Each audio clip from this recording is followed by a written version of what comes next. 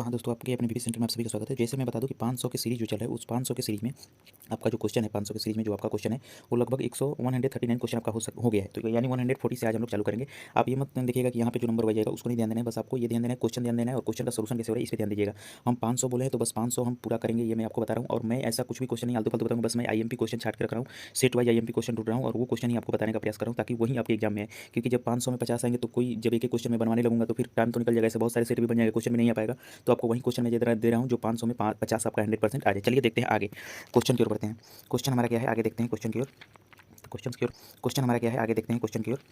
तो क्वेश्चन की ओर हम बढ़ते हैं। तो देखिए यहाँ पे क्या दिया है, 2052 के अभाज्य गुणनखंड। ये देखिए क्या क्वेश्चन है कि 2052 के अभाज्य गुणनखंड में 3 का घात क्या है, तो इसका अभाज्य गुणनखंड आप निकालिएगा। यानी 2052 का जब आप अभाज्य गुणनखंड निकालिएगा ऐसे ही निकलता है प्राइम फैक्टर। तो 10 ये हो जाएगा 10, 2 2 4 और 2 6 12, यानी इतना हो जाएगा। फिर 2 से करिएगा तो कितना हो जाएगा 5 1 3 हो जाएगा ना, ठीक था। अब यहाँ पे देखेंगे तो 3 1 4 4 5 9, यानी 3 से जाएगा। अब 2 से नहीं जाएगा तो 3 से जाएगा तो कितना बार में जाएगा, 3 1 कम 3 और 3 1 कम 3 फिर 11 हो जाएगा। यानी तितली के 9 9 जब 11 2 23, यानी 3 कम 3 तो 2 बचा ना, 3 7 21, यानी हाँ 171 आएगा।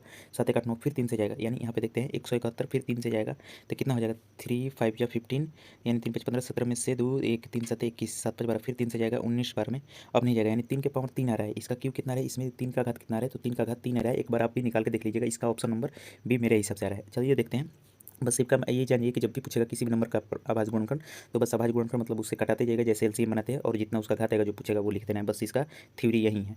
तो चलिए नेक्स्ट क्वेश्चन देखते हैं। नेक्स्ट क्वेश्चन आपका क्या है, नेक्स्ट क्वेश्चन आप सभी के सामने है कि निम्नलिखित में किसका दशमलव प्रसार शांत नहीं है। देखिए इसका मैं बताता हूँ, शांत होगा कब, जब उसके हर जो होगा हर 2 के पावर में हो या केवल 2 के पावर में हो तभी प्रसार शांत होगा, और केवल 5 के पावर में हो तभी प्रसार उसका जो दशमलव प्रसार होगा वो शांत होगा। यदि 2 और 5 के रूप में हो तभी दशमलव प्रसार शांत होगा, लेकिन अगर इसके रूप में न हो तो दशमलव प्रसार शांत नहीं होगा। अब देखिए यहाँ पे क्या है, तो 2 के पावर 0 मल्टीप्लाई 5 के पावर 2, 2 के पावर 4 मल्टीप्लाई 5 के पावर 3, 2 के पावर 2 मल्टीप्लाई 5, मतलब यहाँ पे एक 7 दिखाई दे रहा है, बाकी सब जगह 2 5 2 5 2 5 दिखाई रही है, यानी ये हमारा जो होगा वो राइट आंसर होगा, यानी ये दशमलव प्रसार इसका शांत नहीं है। चलिए देखते हैं नेक्स्ट क्वेश्चन। नेक्स्ट क्वेश्चन आप सभी के सामने है कि बहुपद x इंटू 2x माइनस 5 है माइनस 3 के शून्य का योग है। इसका शून्य का योग आपको बताना है। सबसे पहले इसको लिख लीजिए अच्छे से, ये दो ब्रैकेट में इसको मल्टीप्लाई कीजिए, क्या आ जाएगा 2x square minus 5x minus 3, शून्य का योग। तो शून्य को यानी अल्फा प्लस बीटा बराबर होता है माइनस बी, तो माइनस बी यानी माइनस 5 वाले से तो प्लस हो जाएगा प्लस 5/2, यानी इसका आंसर 5/2। देखिए 5/2 कहाँ पे है, 5/2 आपका ऑप्शन नंबर डी में है, तो आपका ऑप्शन नंबर डी जो होगा वो राइट आंसर हो जाएगा 5/2। बढ़ते नेक्स्ट क्वेश्चन। जो नेक्स्ट क्वेश्चन आपका क्या है, तो यदि समीकरण 2x square plus bx minus 3, यदि समीकरण 2x square plus bx minus 3 बराबर 0 का एक मूल -3 हो तो p का मान होगा। अब यहाँ पे -3 दे दिया है मूल,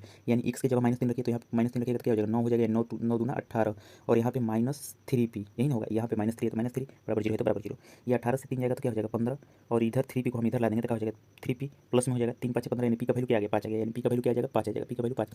देखिए फिर से मैं आपको बताता हूँ कि ये जो 500 का सीरीज चल रहा है आप इसको प्लीज़ एक बार जरूर देखिएगा पूरा क्वेश्चन। मैं इसीलिए 10 से 15 मिनट का ही वीडियो बनाता हूँ ताकि आपका ज़्यादा टाइम भी ना लगे, और इसमें 10 या 15 क्वेश्चन आपका मतलब आप कर भी लें। इसलिए मैं ज़्यादा टाइम आपसे भी नहीं लेता हूँ, लॉन्ग वीडियो नहीं बना पाता हूँ, इसीलिए कि ताकि आप 10 से 15 मिनट वीडियो में बनाऊँ और ताकि आप 10 15 मिनट देखिए उसमें से 1 2 क्वेश्चन आपका उसमें एग्जाम में आ जाए। चलिए देखते हैं नेक्स्ट क्वेश्चन। नेक्स्ट क्वेश्चन क्या है, यदि बहुपद a x square plus minus b x plus c के शून्य का अल्फा बीटा हो तो अल्फा इंटू बीटा का मान होगा तो क्या होगा, सी बाई होता है, अल्फा इंटू बीटा का मान क्या होता है सी बाई, तो सी बाई यानी option number C. Question number 6 है निम्नलिखित में कौन कौन समांतर श्रेणी में है। देखिए ये सश्रेणी लिखा है, इसका मतलब समांतर श्रेणी में। समांतर श्रेणी में देखते हैं क्वेश्चन, यहाँ पे 4 है। समांतर श्रेणी किसे बोलते हैं तो पता है A2 माइनस, तो यहाँ पे A2 minus A1 equal to होना चाहिए A3 माइनस A2 होना चाहिए, यानी 7 में से 5 जाएगा 2 आएगा, 5 में से 2 जाएगा 3 आएगा, तो ये तो नहीं होगा, ये वाला कैंसिल हो गया। इधर देखो ये क्या है 2 के पावर 4 तो 4, 3 के पावर 3 के स्क्वायर तो 9, 7 के स्क्वायर 49, तो इसका तो ऐसे ही लग रहा है कि नहीं होगा, तो ये भी नहीं होगा, ठीक है, यानी 2 हमारा कैंसिल हो गया। तीसरा देखते हैं, तीसरा देखने से पहले चौथा देखते हैं, तीसरा बाद में आपको बताएंगे। तो देखिए ना 5 से 3 तो 2 का गैप है, 3 से 1 2 का गैप है, यानी ये मिल गया, तो इसको अब हम छोड़ देंगे, यानी तीनों नहीं होगा, ये वाला हमारा मिल गया, तो इसका option number D right answer हो जाएगा। यानी ये एपी के पद में है।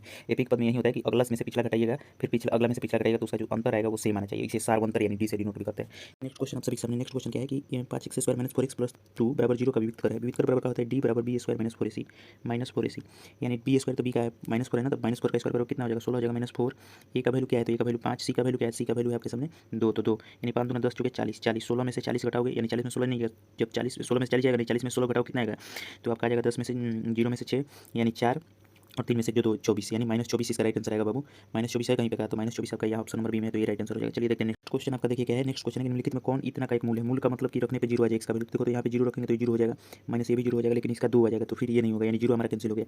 -1 रखेंगे तो यहाँ पे 1 आ जाएगा, यहाँ पे तो -3 आ जाएगा, यहाँ पे -3 नहीं -1 प्लस 3 आ जाएगा, और यहाँ पे +2 तो 2 1 3 और 3 ये 6 हो जाएगा, यानी ये भी नहीं होगा। -2 रखते हैं तो माइनस 2 रखते हैं तो ये 4 हो जाएगा, और ये माइनस में से गुणा होगा तो प्लस यानी प्लस में जाने लगा। ये 2 रखते हैं, 2 रख के देखते हैं तो 2 दूना 4 हो जाएगा, और ये 3 दूना 6 हो जाएगा, प्लस 2 यानी 4 2 6 6 घट जाएगा, यानी इसका आंसर आएगा ऑप्शन नंबर डी। ये बहुत ही ईजी क्वेश्चन है, आप इसको एकदम ईजी से कर सकते हैं। ऑप्शन नंबर डी आपका राइट आंसर होगा। चलिए देखते हैं नेक्स्ट क्वेश्चन। नेक्स्ट क्वेश्चन क्या है, निम्नलिखित में किसका गुणनफल एक परिमेय संख्या है। गुणनफल एक परिमेय संख्या तो इसका तो रूट 15 हो जाएगा, ये तो होगा नहीं। इसका करेंगे तो रूट 63 हो जाएगा, 63 भी किसी का नहीं होता है। इसका करेंगे तो रूट 16 हो जाएगा, और रूट 16 जो होता है वो 4 का होता है, और ये तो 18 था, 18 भी किसी का नहीं होता है रूट में, तो ई वाला हो जाएगा आपका right answer option number C. जो रूट 16 होगा तो रूट 16 का फॉर्मूला आप निकालिएगा कितना आएगा, 4 आएगा, तो इसलिए 4 एक परिमेय संख्या है, इसलिए इसका आंसर सी हो जाएगा। 12 नंबर क्वेश्चन क्या है, निम्नलिखित में कौन 154 का भाज्य गुणनखंड है। भाज्य गुणनखंड देखना है, भाज्य गुणनखंड क्या है, तो सबसे पहले देखो इसको गुणा करके 2 दूना 4 4 7 चौके 28 28 और 11 का गुणनखंड करोगे तो ई पहले ही 8 आ जाएगा, लाना है 4, तो ई वाला तो होगा नहीं कबो। अब दूसरा नंबर देखते हैं, दूसरा नंबर आपका क्या है, तो 2 11 का स्क्वायर करोगे तो 121 पहले ही हो गया, और ये 14 से मल्टीप्लाई करोगे तो बहुत ज़्यादा जाने लगे, यानी ई भी नहीं होगा। अब तीसरा नंबर ऑप्शन देखते हैं, तीसरा नंबर का है तो 7 दूना 14 और 11, तो 14 और 11 का करोगे तो 14 14 यानी 4 4 5 और 154 आ रहा है, यानी ऑप्शन नंबर सी जो है आपका वो राइट आंसर हो जाएगा। अगर आपको इसको भी चेक करना है तो आप कर सकते हैं, ऐसे ही वाला नहीं होगा, क्योंकि जब ये नहीं होगा तो ये तो और ही ज़्यादा हो जाएगा, यानी 8 7 56 और 11 का करना है तो ये तो 6 आ रहा है, तो इसे ही नहीं होगा, इसलिए आपका option number C right answer होगा। चलिए देखते हैं नेक्स्ट क्वेश्चन। नेक्स्ट क्वेश्चन क्या है कि निम्नलिखित में कौन एक घातीय समीकरण, एक घातीय मतलब जिसका घात 1 हो। तो देखिए ऑप्शन क्या है, तो ऑप्शन आपका है ये वाला, आप देख रहे हैं ऑप्शन, तो यहाँ पे देखिए ऑप्शन आपका क्या क्या है, x + 5 = x + 7, ये वाला तो होगा नहीं, इसका पावर 2 है, ये वाला भी नहीं होगा, इसका पावर 2 है। अब इसको आपको क्या करना पड़ेगा, हल करना पड़ेगा। देखो तो ये एक से x आपका इधर कट जाएगा, ये तो कट जाएगा x का कि x + 5 है, अगर इधर आएगा तो -x + 7 हो जाएगा, तो प्लस माइनस कट जाएगा, तो यानी ये आपका राइट आंसर हो सकता है। अब कैसे होगा, देखो आप बोलिएगा कि सर यहाँ पे तो x स्क्वायर है, तो देखो इसको हल करोगे ना तो क्या होगा कि x square a square + b square पर टूटेगा, a + b के होल स्क्वायर पर यह टूटेगा, तो a स्क्वायर + b स्क्वायर और +2ab हो जाएगा। ठीक, इधर क्या है तो x स्क्वायर + 4x है और +2 है, तो देखो ना x स्क्वायर कट जाएगा, तो x से x न बचा, इसलिए इसका right answer option number B होगा। चलिए बढ़ते हैं नेक्स्ट क्वेश्चन। नेक्स्ट क्वेश्चन क्या है, निम्नलिखित में से कौन सा द्विघात समीकरण है। द्विघात समीकरण इसमें बताना है कौन सा होगा, तो ये वाला देखिए नहीं तो ये तो कट जाएगा, यानी ई नहीं होगा। ई वाला देखते हैं, तो ये वाला तो ऐसे ही तो अथी नहीं है, द्विघात है ही नहीं, कहीं तो ऐसे ही बाटा में है, तो समीकरण माने नहीं जाएगा। हाँ, ई वाला द्विघात बहुपद आपका राइट आंसर हो जाएगा। ठीक, ई वाला आपका राइट आंसर हो जाएगा, यहाँ पे द्विघात बहुपद है। देखिए ये क्वेश्चन क्या है, ये क्वेश्चन है कि यदि किसी द्विघात बहुपद के शून्यों का योग तथा गुणनफल इतना है तो द्विघात बहुपद होगा। देखिए इसका एक फॉर्मूला होता है, मैंने पिछले वीडियो में बताया, तो ये आपका HW रहेगा। ठीक, मैंने इस पे 2-3 क्वेश्चन आपको बता दिया, और इस पे से तो एक क्वेश्चन 100% आएगा, तो ये आप बनाइएगा। ठीक, चलिए बढ़ते हैं आगे की ओर। नेक्स्ट क्वेश्चन देखते हैं। नेक्स्ट क्वेश्चन क्या है कि निम्नलिखित में कौन समांतर श्रेणी नहीं है। समांतर श्रेणी जब नहीं की बात कर रहे हैं तो देखिए, तो इसको सबसे पहले हम आपको पहले ही सूत्र बता दिए क्या होता है, तो a2 - a1 = a3 - a2, मतलब अगला पद माइनस पिछला पद, यानी 20 में से 16 जाएगा 4, 16 में से 12 जाएगा 4, यानी समांतर श्रेणी है। अब यहाँ पे देखेंगे तो ये स्क्वायर वाला, तो इसको अभी मत टच कीजिए, जो हल्का है उसको टच, 3a में से a जाएगा 2a बचेगा, 5a में से 3a जाएगा 2a बचेगा, तो ये है। अब 7 में से 5 जाएगा 2, 5 में से 3 जाएगा 2, यानी इस सब तीनों समांतर श्रेणी में आ रहा है, यानी एक बच जा रहा है, तो ये आपका राइट आंसर हो जाएगा। आपको देखिए मैं आपको बता देता हूँ, जो आपको लग रहा है कि इसका कैसे अमल करेंगे, इसका 5 का करो, 7 का करो, अरे तो भैया उसको छोड़ दो ना, पहले 3 ऑप्शन हम आपको देख लो, ये 3 ऑप्शन में यदि नहीं होगा तो ये वाला हो जाएगा, क्लियर है।